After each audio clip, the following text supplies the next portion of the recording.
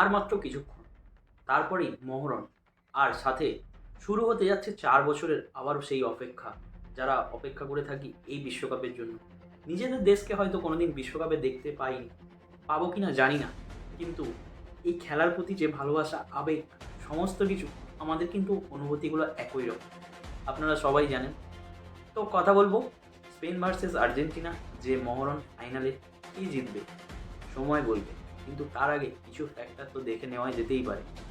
তো প্রথমে চলে আসবো স্পেনের কথায়। স্পেন কিন্তু তিকি তাকা ফুটবলে তার থেকে ভালো আর কেউ নেই, সেখান থেকেই তিকি তাকা ফুটবলের জন্ম। মনে পড়ে যায় 2010-এর সেই ফাইনাল, সমস্ত ম্যাচ জিতেছিল, তার মধ্যে শুধুমাত্র প্রথম ম্যাচটা হেরেছিল, কিন্তু তার সত্ত্বেও ফাইনালে এত ভালো খেলে স্পেন কিন্তু ট্রফিটা ঠিক তুলে নিয়েছিল তাদের প্রথমবারে। অপরদিকে আর্জেন্টিনা, তারা গত বিশ্বকাপের চ্যাম্পিয়ন এবং চ্যাম্পিয়নের মতনই খেলছে এবার। তো তাদের কাছে অস্ত্র কিন্তু অনেক আছে স্পেনকে হারানোর জন্য। কে জিতবে এই মহরণ আপনারা কমেন্টে জানান অবশ্যই।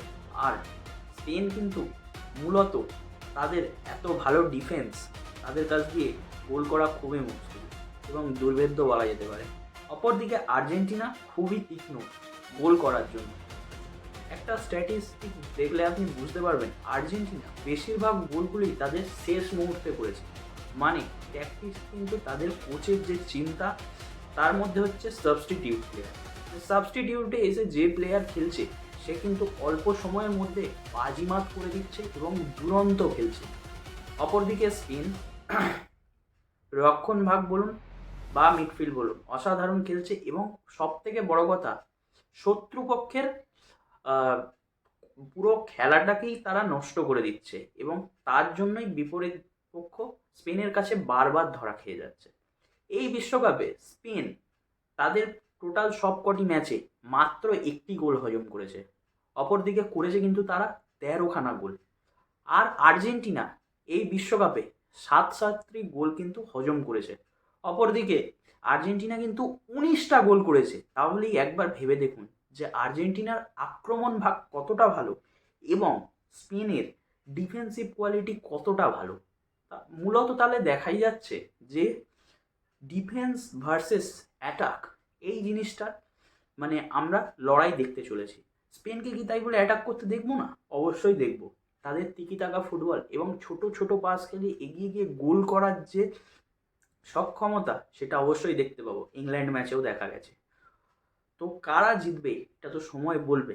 আমার মতে কিন্তু পাল্লা ভারী অবশ্যই আর্জেন্টিনার দিকে, কেননা তাদের কাছে আছে অভিজ্ঞতা, যেটা স্পেনের তরুণদের কাছে নেই। হতে পারে স্পেনের কাছে প্রচুর শক্তি আছে তারুণ্যের, লামিনি ইয়ামালের মতন তারুণ্যের শক্তি স্পেনের কাছে আছে।